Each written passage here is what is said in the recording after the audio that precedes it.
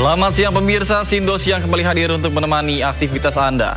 Bersama saya Nata Arman, berikut berita pilihan siang ini.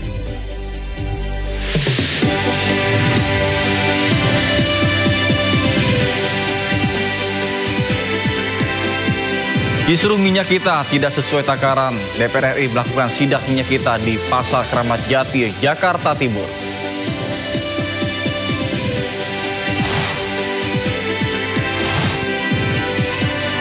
Sekjen PDIP Hasto Kristianto gelar sidang perdana di Pengadilan Tipikor, Jakarta Pusat.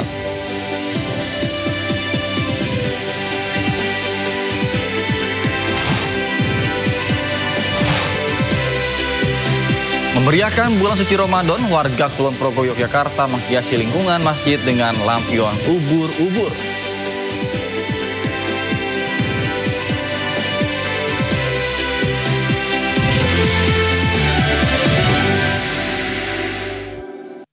Pemirsa Sindo Siang, kita awali dengan informasi terkait dengan Kapolres Ngada menjadi tersangka dalam kasus kekerasan seksual. 4 orang menjadi korban, di mana 3 diantaranya masih di bawah umur.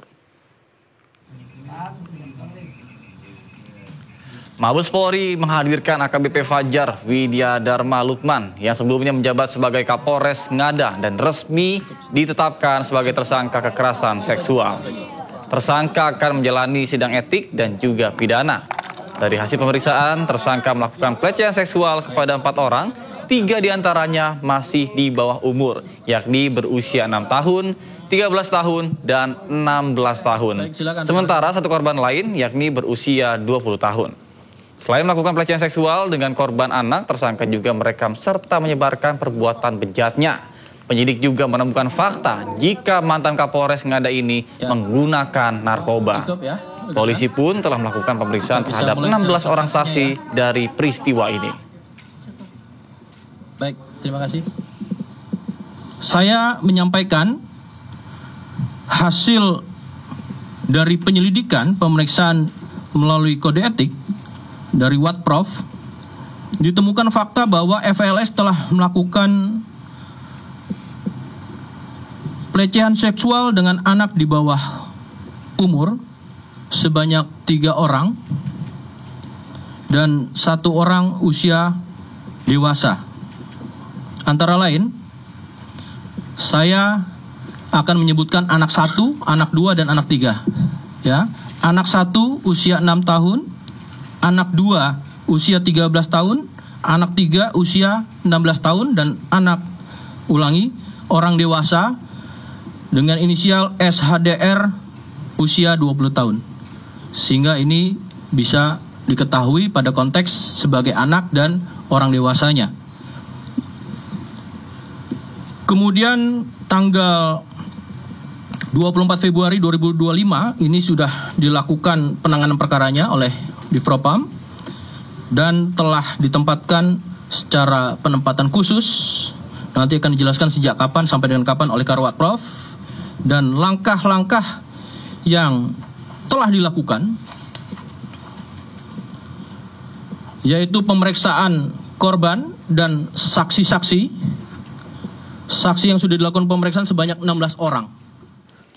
Polda Jawa Tengah tengah memeriksa oknum polisi Brigadir AK guna mengungkap motif pelaku yang tega menganiaya bayinya hingga tewas. Sementara itu diduga mendapatkan intimidasi, tim kuasa hukum korban meminta bantuan LPSK untuk melindungi ibu korban.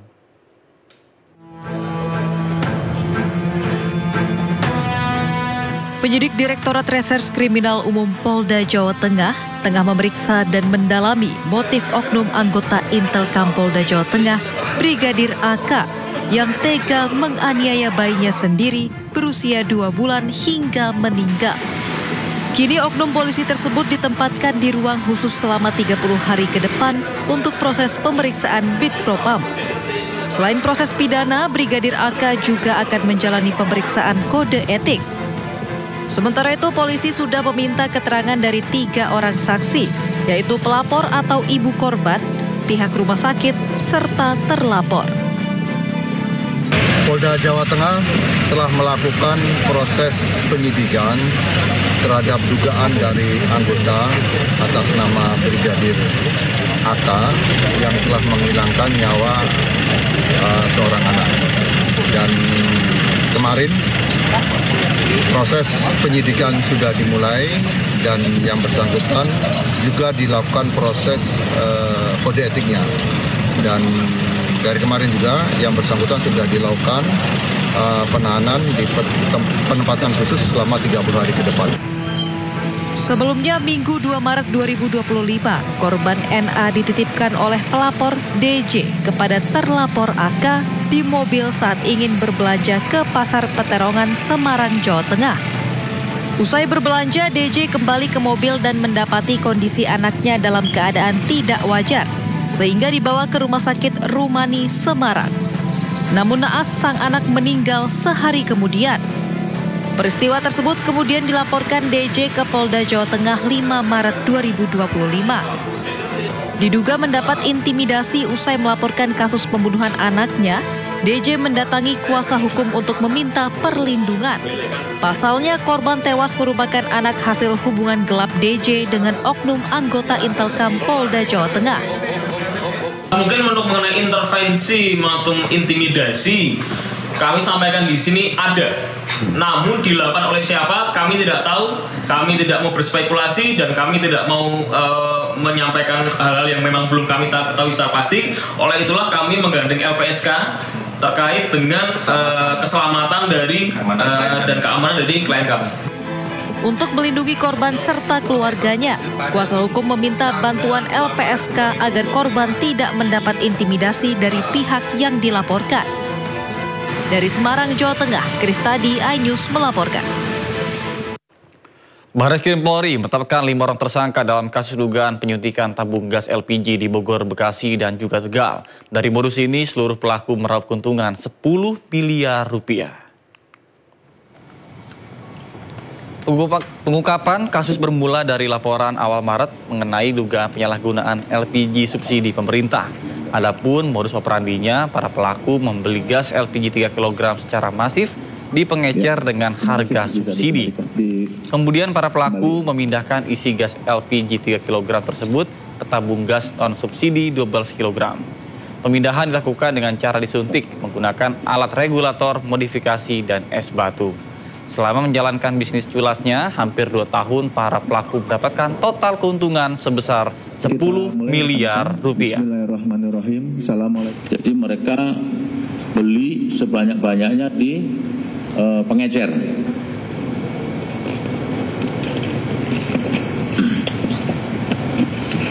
Setelah terkumpul di satu lokasi, pelaku melakukan atau menyuntikkan tabung gas non-subsidi 12 kg dengan menggunakan regulator modifikasi dan batu es.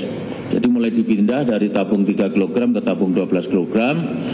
Kemudian untuk tabung 12 kg ini diisi 3 kg sebanyak 4 tabung. Tabung gas non-subsidi 12 kg hasil penyuntikan dijual ke masyarakat dengan harga non-subsidi serta isi tabung gas yang tidak sesuai standar atau kurang. Ini modusnya semuanya hampir sama seperti itu di TKP ini. Ini total keuntungan yang didapatkan, ya. Ini bukan kerugian negaranya, tapi yang kita ekspos adalah total keuntungan dulu. Nanti karena kerugian negara kita akan minta bantuan dari lembaga lain untuk menghitung keuntungan kerugian negara. Kenapa? Karena ini sudah jelas terjadi kerugian negara. Total keuntungannya sejumlah 10 miliar 184 juta. Sementara itu, kisruh minyak kita tidak sesuai takaran. DPR RI melakukan sidak minyak kita di Pasar Keramat Jati, Jakarta Timur.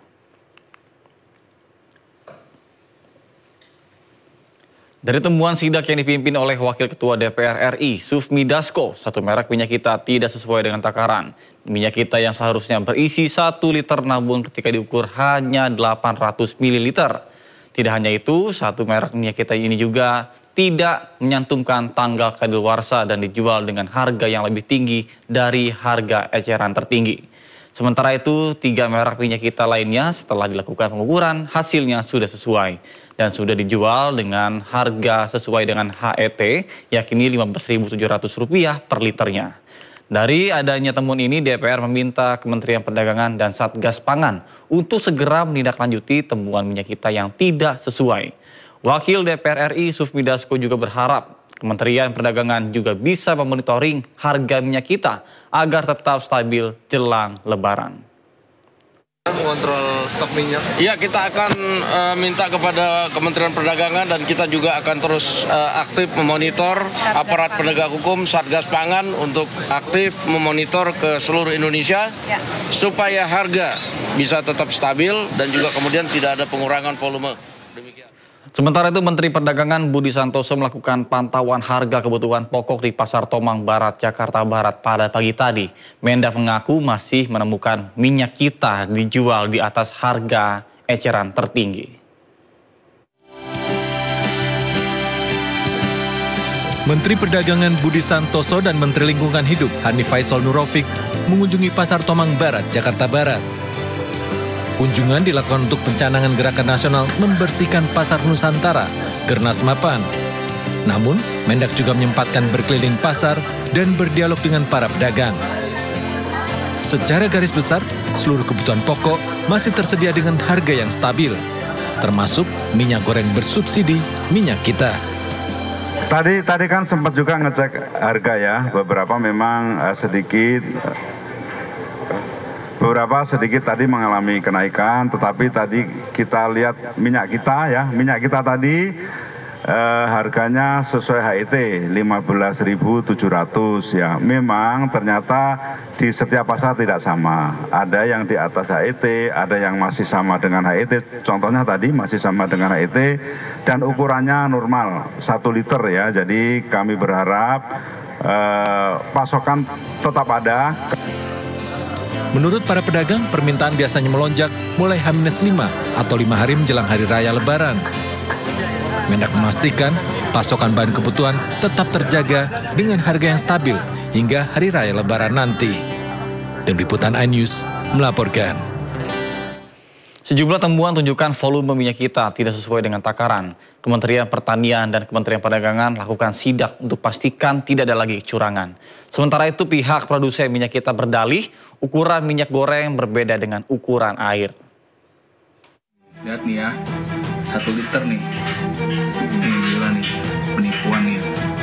Seperti inilah video viral yang menunjukkan volume minyak kita 1 liter tak sesuai takaran.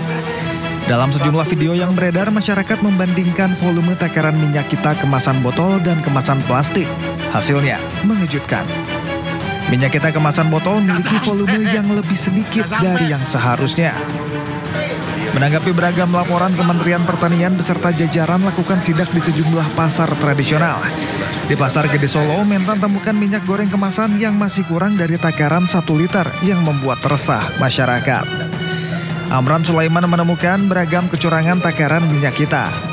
Berkurangnya volume minyak bervariasi dari 5% hingga kurang 10%.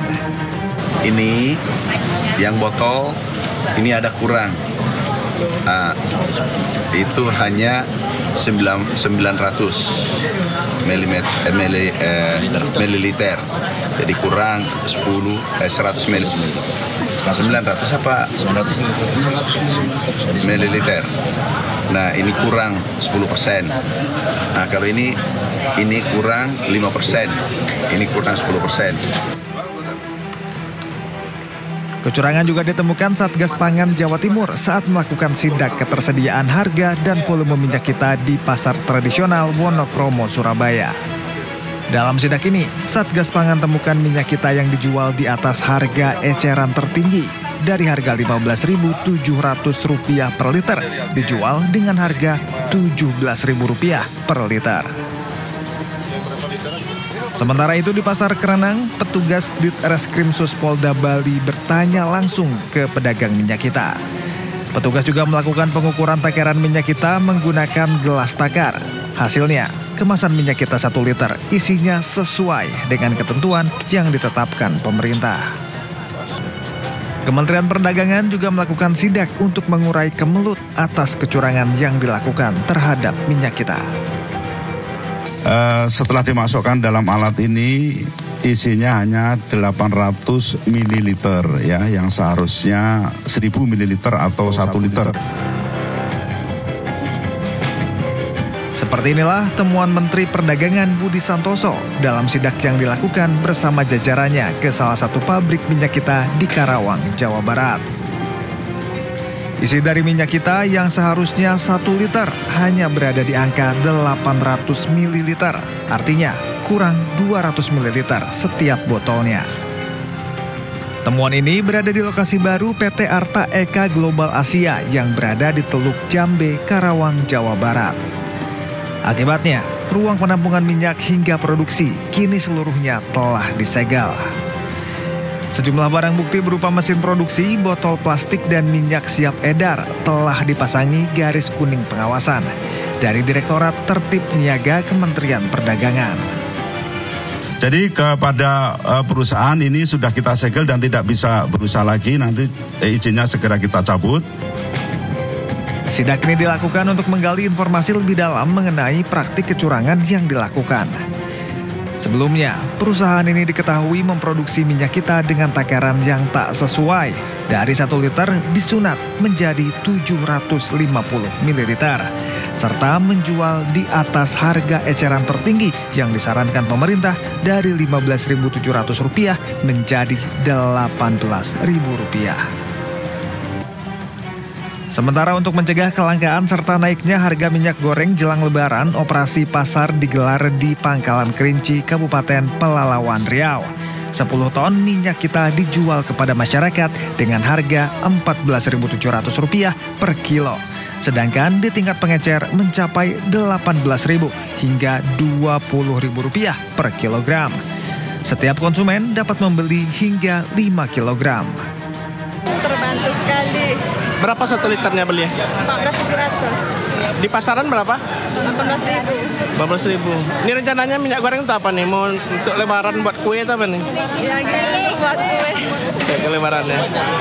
Selama bulan Ramadan ini kita rencanakan sebanyak 40 ton. Di beberapa titik ada 6 titik yang akan kita lakukan kegiatan operasi pasar minyak goreng. 10 ton minyak kita untuk operasi pasar di Pangkalan Kerinci ludes dalam waktu 2 jam. Sementara 30 ton minyak kita didistribusikan ke wilayah Pangkalan Kuras dan Pangkalan Lesung. Ramainya penemuan minyak kita dengan isi kurang dari 1 liter membuat beberapa pabrik produsen serta distributor minyak goreng minyak kita diperiksa Satgas Pangan Polri. Seperti PT Tunas Agro Indo Lestari di Sepatan, Kabupaten Tangerang, usai diperiksa Satgas Pangan, pihak pabrik membantah adanya kecurangan isi volume minyak goreng. Pihak pabrik menambahkan bahwa volume ukuran minyak berbeda dengan ukuran volume air. Kita di sini timbangan ikuti prosedur ya. Kita nggak mungkin pakai timbangan sampai 750, yang sampai 700 minimal itu kan yang di kita nggak seperti itu. Jadi kita menimbang yang berat bersihnya kuat. Jadi timbangannya bagus gitu nih. Sedangkan yang diperiksa ini kan berita yang sekarang kan mengatakan kalau minyak tersebut mengatakan minyaknya timbangnya berkurang. Tindakan buktinya nggak ada. Bukan PT dari Bapak? Oh, PT dari kita. Cuma yang diperiksa itu bukan PT di sini. Nah, kita di sana kan pas ada pemeriksaan di sidak di Lenteng Agung ya, Pak Menteri. Yang di sana bukan PT Tunas Agro doang yang dibuka, tapi ada botolan. Yang di botolan tuh timbangannya memang berkurang. Sedangkan kalau timbangan yang POTS punya Tunas Agro itu pas. Berarti artinya dari PT Tunas Agro sendiri itu sudah sesuai. Betul, sudah sesuai. Misalkan literannya itu 2 liter, berarti di dalamnya juga itunya 2 liter ya Pak? Tidak dikurangi gitu? Ya, kalau 2 liter paling 1.800 lebih. Ya, ini nggak sampai 1.700 yang kita. Yang 1 liter 900 lebih, nggak sampai 800 mili.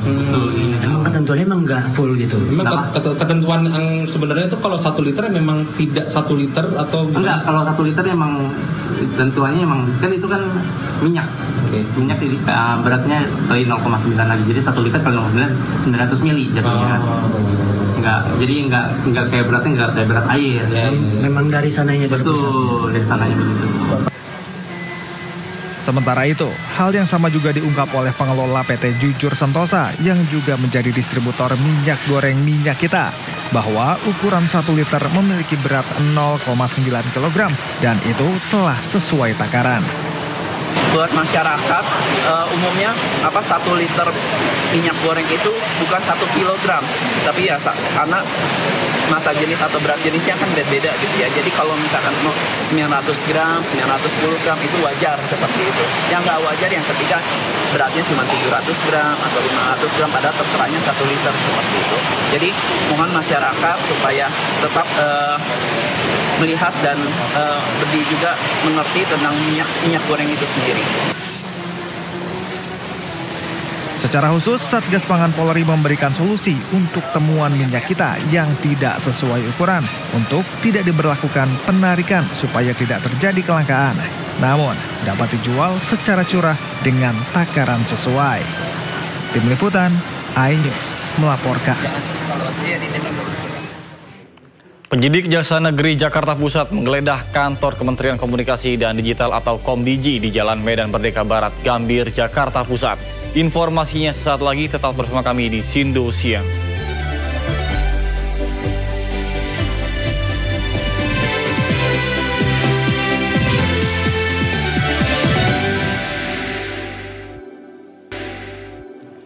Terima kasih Anda masih bersama kami di Sindo Siang bersama saya Nata Arman.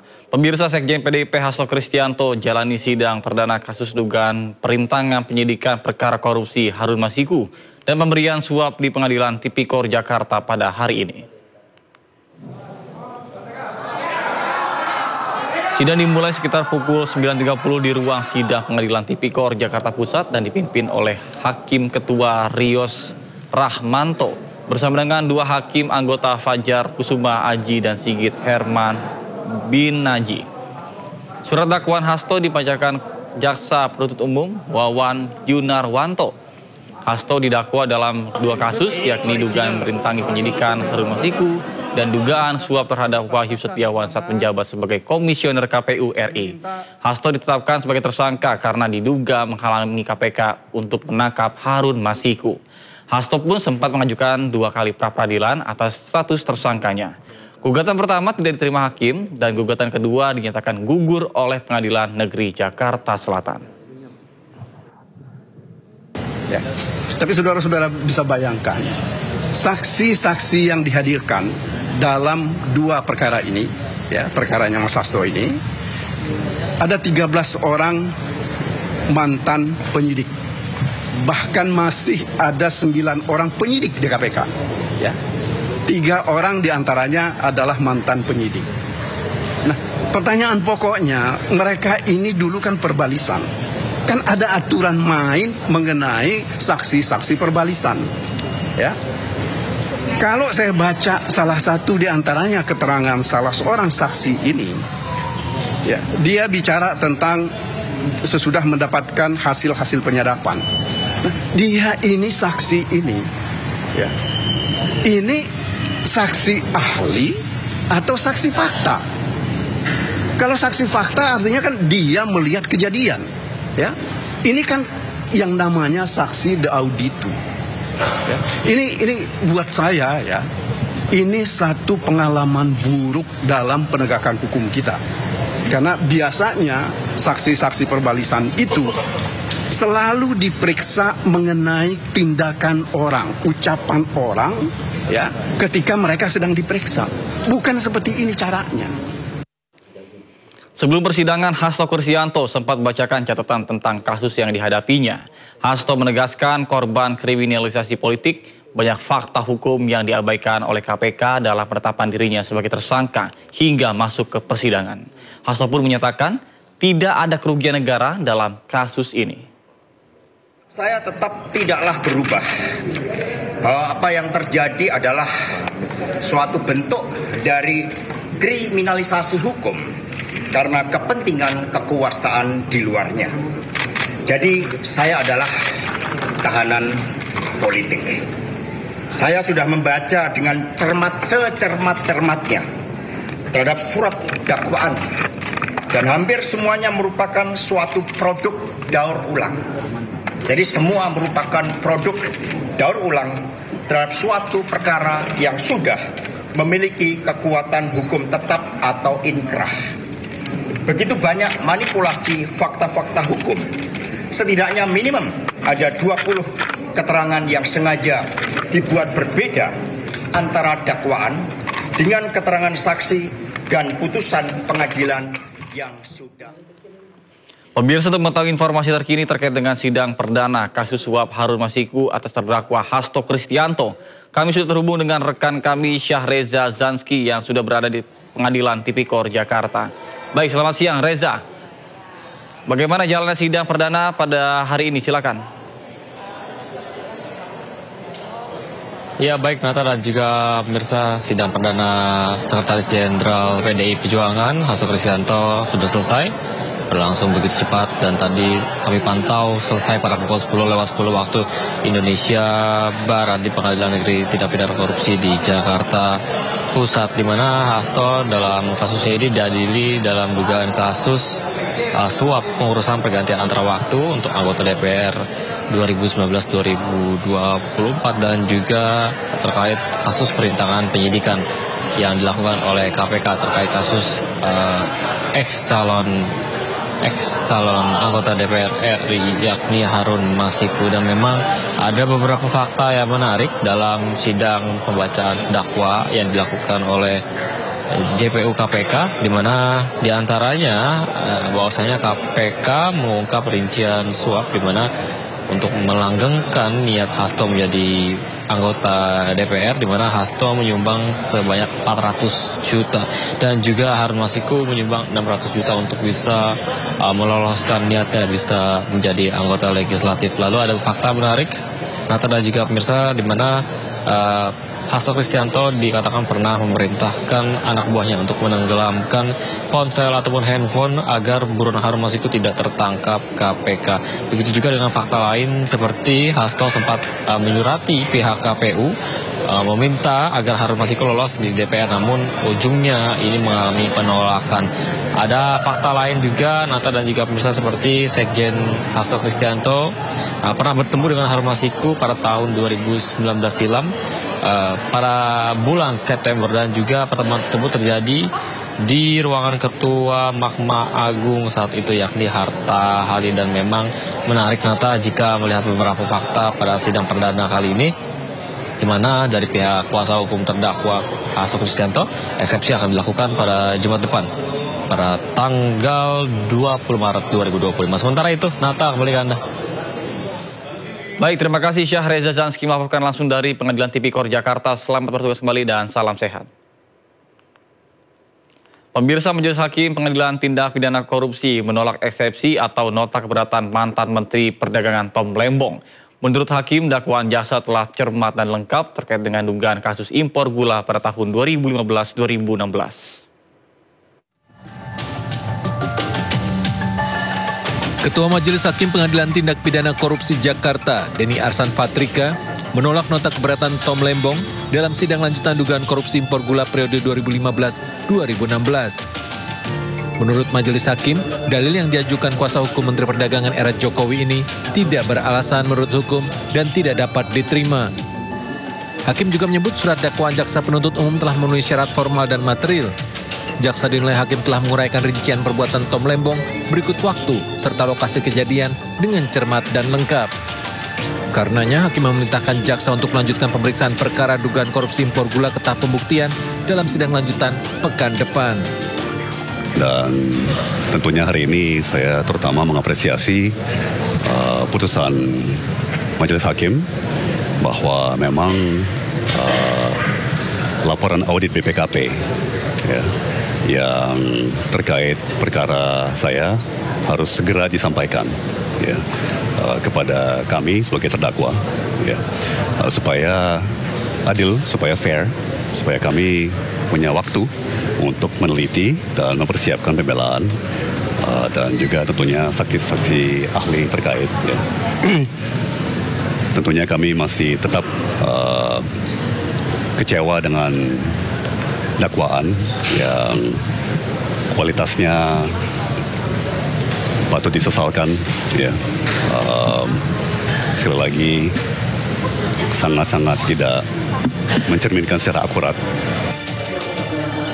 Tom Lembong terjerat kasus impor gula karena menerbitkan izin impor yang dianggap tidak sesuai aturan.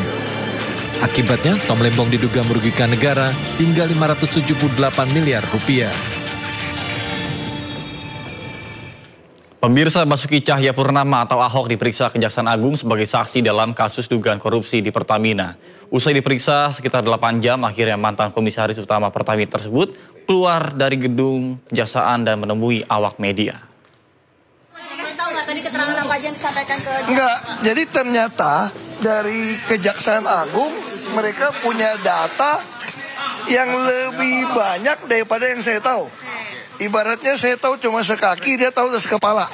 Saya juga kaget-kaget juga dikasih tahu penelitian ini ada fraud apa, ada penyimpangan transfer seperti apa, dia jelasin. Saya juga kaget-kaget. Karena kan ini kan subholding ya. Subholding kan saya nggak bisa sampai ke operasional. Saya cuma sampai memeriksa, kita tuh hanya memonitoring dari RKAP gitu loh. Nah itu kan untung rugi. Kebetulan kinerja, oh iya belum balikin. Aduh. Sorry. Jadi kebetulan kinerja Pertamina kan bagus terus selama saya di sana gitu kan. Jadi kita nggak tahu tuh. Ternyata di bawah ada apa kita nggak tahu. Nah jadi saya minta data, saya cuma sampaikan agenda rapat kita terekam, tercatat. Silakan dari Kejaksaan Agung untuk meminta dari Pertamina. Nah saya sendiri sampaikan bahwa ini ya sebatas itu kita tahu lah. Nah, dan tentu saya sampaikan pada Kejaksaan penyidik. Intinya saya mau membantu. Mana yang kurang, nanti setelah dia dapat data-data dari Pertamina, setelah mereka pelajarin, semua rapat kan kita ada rekaman, ada catatan. Nanti kalau butuh saya lagi, ya saya datang lagi lah. Tapi kalian nggak perlu main malam-malam, buka puasa dulu. Pak Metro TV, Pak. Tadi Ahok baru tahu saat di dalam terkait dengan kasus ini, Pak. Nanti tanya sama penyidik, saya juga kaget-kaget gitu loh. Kok gila juga ya saya bilang gitu ya. Saya kok nggak tahu itu. Tapi wajar kita nggak tahu, karena kita di atas kan ya. Mungkin soal fakta baru ada apa pengadaan Enggak. Kalau pengoplosan saya kira itu pajak di sini penyidik nggak pernah tanya itu. Kalau pengoplosan otomatis kendaraan-kendaraan akan protes dong. Kendaraan kita macet dong. Nah saya kira bukan itu. Ini yang lebih dalam. Kalau pengoplosan langsung ketahuan konsumen. Ini memang ada soal sesuatu yang saya nggak bisa ngomong. Nanti di sidang pasti penyidik akan kasih lihat. Tapi ya saya kaget. Ternyata lebih dalam yang saya kira di kulit. Tapi ini kan berlangsung sampai 8 jam ya Pak Ahok. Apa yang bikin alot di dalam pemeriksaan? Enggak, bukan alot. Saya jadi saksi 9 orang. Itu kan diulang. Tanya kenal, itu 9 orang gitu kan. Terus baca lagi, rangkap 2. Kamu kalau 9 kali 2 ada 18. Masing-masing 6-7 halaman. Ya itu aja sih ya. Bahwa penyidik pada Jampitsus telah melakukan pemeriksaan terhadap seorang saksi ya, atas nama Pak Basuki Cahayapurnama ya, bahwa pertanyaan yang diajukan oleh penyidik dalam pemeriksaan ini sesungguhnya masih bersifat pertanyaan yang umum ya. Setidaknya ada 14 pertanyaan pokok yang diajukan kepada yang bersangkutan, lebih melihat kepada bagaimana tugas fungsi yang bersangkutan sebagai komisaris utama dalam perusahaan atau korporasi yang holding ya, PT Pertamina Persero, terkait dengan pelaksanaan tusi itu dalam konteks melakukan aktivitas pengawasan. Ya, pengawasan dalam kaitan dengan importasi atau tata kelola minyak mentah dan produk kilang di subholding PT Pertamina Patraniaga. Di tengah kritikan kepada Pertamina, Presiden Prabowo sempat memberikan pesan menyentuh kepada jajaran Pertamina. Pesan ini disampaikan Direktur Utama PT Pertamina saat rapat dengar pendapat dengan DPR RI. Bersama Komisaris Utama dipanggil menghadap Presiden Prabowo Subianto di Istana Merdeka saat itu. Ketika bertemu, pesan beliau sangat sederhana, tidak lebih dan tidak saya kurangi. Ketika bertemu, beliau hanya menyampaikan, setialah hanya kepada bangsa dan rakyat Indonesia, setialah hanya kepada merah putih. Sambil menunjuk bendera yang berada di belakang, beliau duduk. Dan beliau pesan, Pertamina adalah soko guru dan tumpuan bangsa Indonesia. Penyidik Kejaksaan Negeri Jakarta Pusat menggeledah kantor Kementerian Komunikasi dan Digital atau Komdigi di Jalan Merdeka Barat, Gambir, Jakarta Pusat pada Kamis siang. Penggeledahan diduga terkait dengan kasus tindak pidana korupsi, pengadaan barang dan jasa, pengadaan pengelolaan Pusat Data Nasional Sementara atau PDNS tahun 2020 hingga 2024 saat ini masih bernama Kominfo yang merugikan negara hampir 1 triliun rupiah.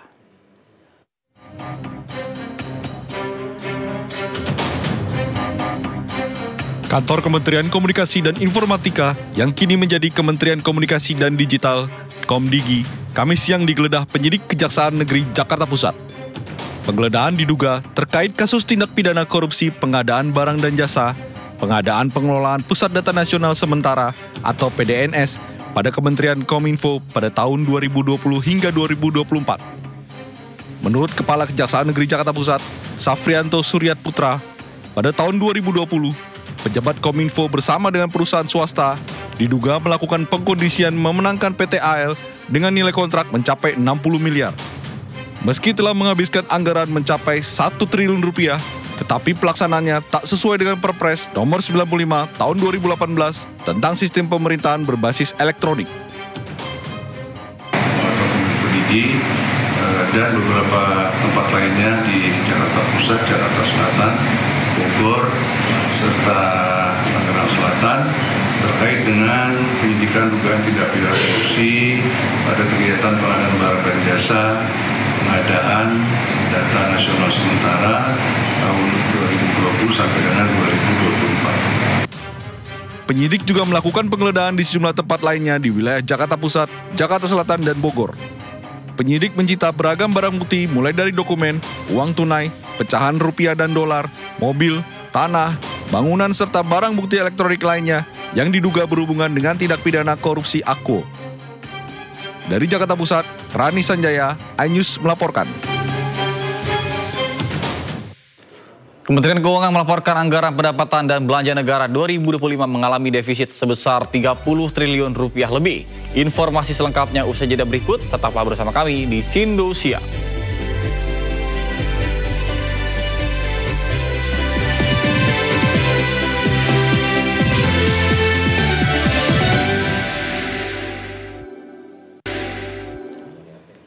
Terima kasih Anda masih bersama kami di Sindo Siang bersama saya, Nata Arman.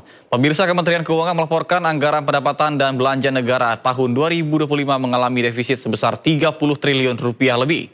Defisit dialami saat APBN baru saja 2 bulan berjalan. Baru 2 bulan berjalan, Kementerian Keuangan melaporkan anggaran pendapatan dan belanja negara 2025 mengalami defisit sebesar 30 triliun rupiah lebih. Defisit ini dialami saat APBN baru saja 2 bulan berjalan.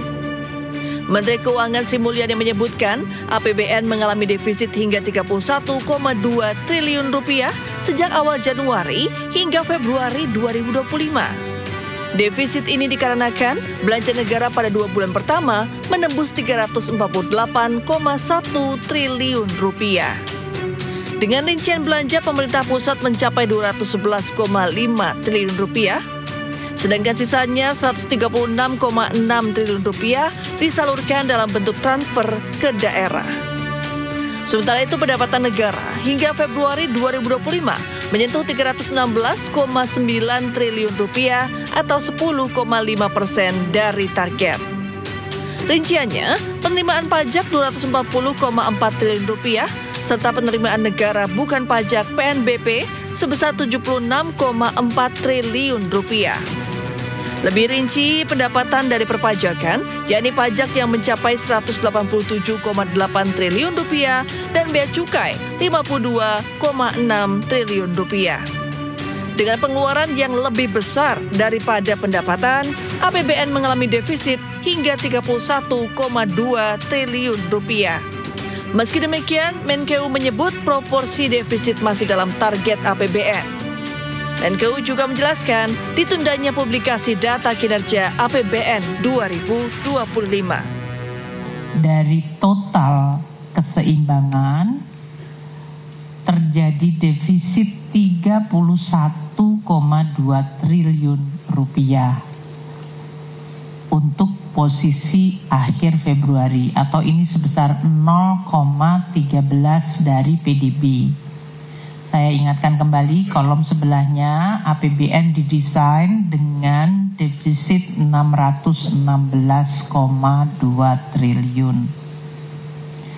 Jadi ini defisit 0,13%, tentu masih di dalam target desain APBN sebesar 2,53% dari PDB, yaitu 616,2 triliun rupiah. Pemirsa, dalam acara peluncuran mekanisme baru penyaluran tunjangan guru ASN daerah, Prabowo Subianto juga sempat mengatakan geram dengan para koruptor yang maling uang negara. Dirinya juga menyebut tidak akan gentar menghadapi para koruptor dan akan membuat penjara khusus koruptor di pulau terpencil agar koruptor tidak bisa kabur. Pendidikan kunci daripada semuanya, tapi untuk pendidikan yang bagus kita perlu apa? Uang. Benar. Mencapai pendidikan tinggi tidak dengan omon-omon. Uang. Untuk itu kita harus pinter mengelola uang. Pinter, pandai, cerdas, handal, hemat, iya kan? Bagaimana pepatah ajaran orang tua kita? Hemat pangkal kaya. Nggak ada boros bisa kaya. Nggak ada bocor bisa kaya. Nggak ada negara yang korupsi gila-gilaan bisa kaya. Tidak ada. Korupsi menuju negara hancur.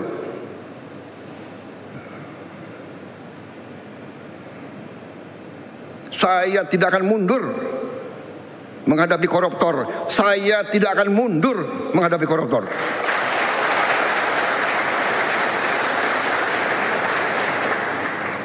Mereka harus mengerti, saya ini siap mati untuk bangsa dan rakyat ini. Saya tidak takut. Mafia manapun saya tidak takut. Apalagi ada Kapolri sama Panglima TNI. Masa kita takut? Apalagi guru-guru akan membantu saya, ya.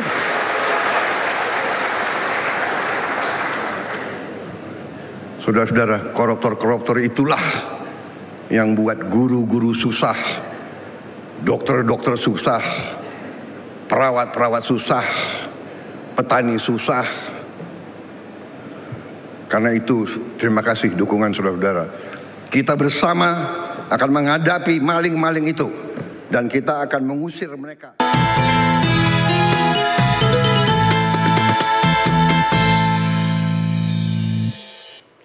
Informasi lainnya pemirsa, berbagai cara dilakukan warga untuk memeriahkan bulan suci Ramadan, salah satunya di Kulon Progo, Yogyakarta.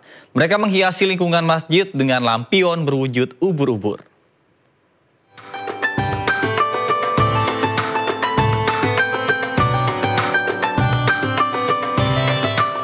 Menyambut Ramadan, warga di Dusun Gembongan, Kabupaten Kulon Progo, Daerah Istimewa Yogyakarta menghiasi Masjid Al-Fatah dengan lampion ubur-ubur beraneka warna. Setidaknya ada 126 unit lampion berukuran besar dan kecil menghiasi setiap sudut jalan masuk hingga area Masjid Al-Fatah. Ornamen unik ini membuat suasana Ramadan 1446 Hijriah terasa semakin meriah. Tak sedikit masyarakat yang sengaja datang hanya untuk berfoto dengan latar lampion ubur-ubur ini. Ubur-ubur dipilih menjadi ornamen utama karena terinspirasi dari kalimat yang viral di media sosial. Karena sekarang tren-tren kalimat yang ada di media sosial kan ubur-ubur ikan lele.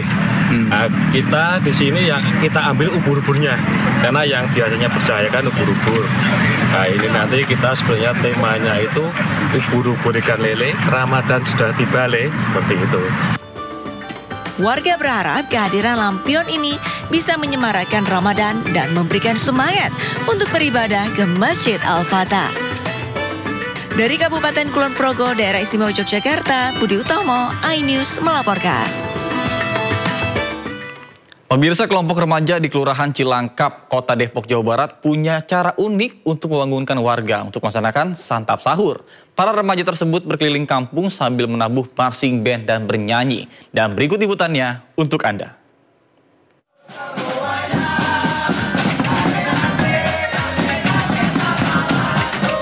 Kelompok remaja di Kelurahan Cilangkap, Kota Depok, Jawa Barat ini berkumpul dini hari mempersiapkan diri untuk membangunkan warga yang hendak melaksanakan santap sahur.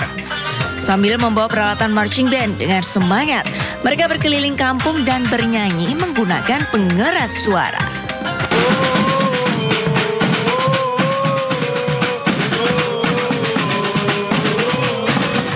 Ide penggunaan marching band digunakan para remaja sebagai pengganti beduk masjid yang tengah rusak. Selain itu, dinilai lebih praktis serta memberikan semangat saat berkeliling kampung. Kebanyakan sih masih sekolah, tapi ada juga yang udah kerja, kuliah juga ada. Nah, ini yang sekolah ini ikut karena memang libur atau gimana? Ya mungkin karena libur juga, terus juga mereka juga mau gitu bangunin sahur buat keluarganya. Ini rutin emang setiap tahun? Rutin, setiap tahun pasti ada kita. Membangunkan warga untuk sahur dengan marching band akan terus dilakukan sepanjang bulan Ramadan. Kegiatan ini dinilai lebih memberikan manfaat bagi para remaja dibandingkan dengan berkumpul dan membuat keonaran seperti tawuran antar remaja. Dari Depok, Jawa Barat, Iyung Rizky, iNews melaporkan. Pemirsa, wartahjil di kawasan Bendungan Hilir atau Ben Hill, Jakarta menjadi fenomena menarik selama bulan suci Ramadan. Bukan hanya kaum muslim yang berkunjung, namun warga non-muslim pun turut wartahjil karena berburu hidangan dengan penganan favorit. Di tengah cuaca cukup menyengat, warga menyerbu salah satu sudut kota Jakarta, yakni kawasan Ben Hill. Selama Ramadan, Ben Hill memang menjadi salah satu bazar takjil favorit warga Jakarta dan sekitarnya. Mereka berburu aneka hidangan, penganan dan minuman segar untuk berbuka puasa. Di antara kerumunan war takjil, sebagian adalah pelanggan tetap baik saat sahur maupun buka puasa. Nah, semalam udah kesini, mau beli bubur dari Istana Bubur, cuma untuk kebagian makannya hari ini datangnya lebih cepat karena pengen nyobain bubur campur yang ada di Istana Bubur di tempat ini. Bukan hanya kaum muslim yang ikut war takjil di kawasan Ben Hill. Sebagian lainnya adalah non-muslim yang sengaja datang karena mencari sajian favorit dan merasakan serunya war takjil. Biasanya selama Ramadan, para pembeli datang ke bazar takjil Ben Hill mulai jam 4 sore hingga azan maghrib berkumandang. Dari Jakarta, tim liputan melaporkan.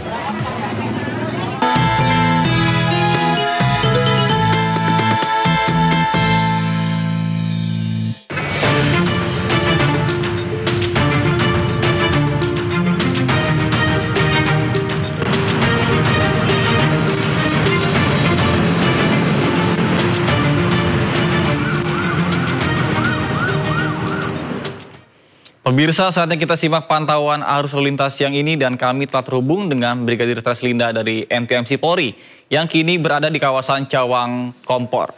Baik, selamat siang Brigadir Treslinda, bagaimana pantauan arus lalu lintas dari tempat Anda melaporkan? Silakan.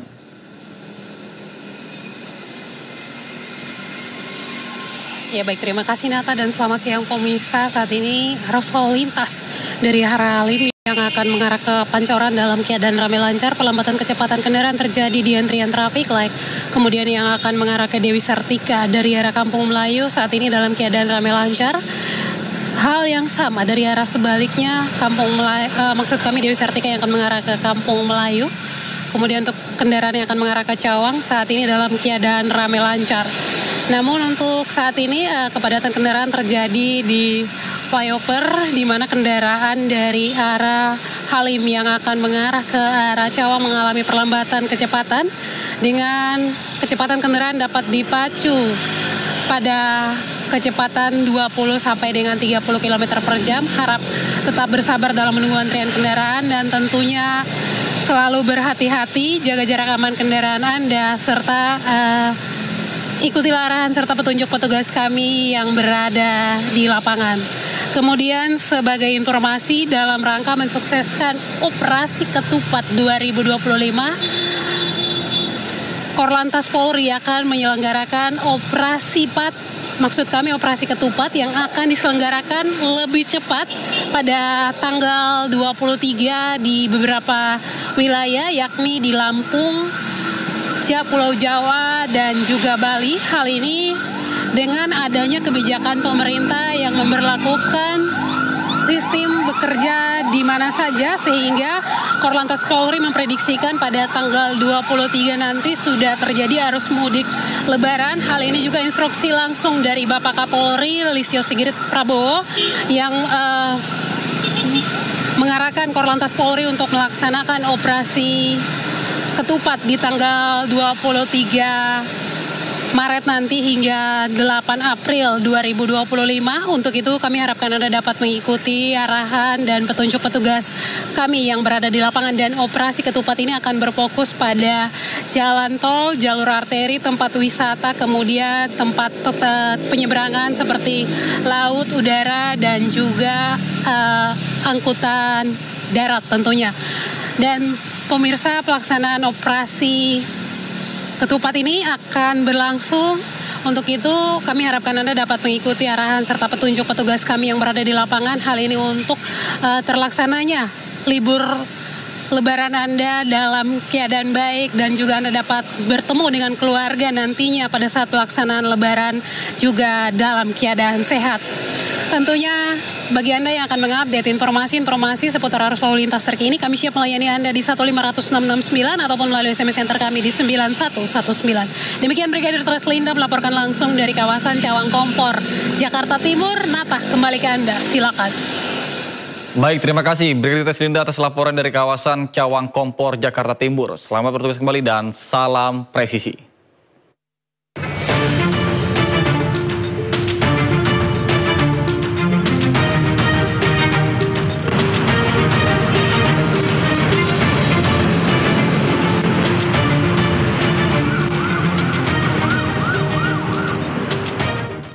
Pemirsa, informasi tadi sekaligus mengakhiri Sindo Siang hari ini, dan Anda bisa mendapatkan informasi terkini dan terbaru melalui portal menghadirkan berita daerah nasional dan internasional lengkap di sindonews.com. Mewakili kerabat kerja bertugas, saya Nata Arman pamit undur diri. Terima kasih dan sampai jumpa.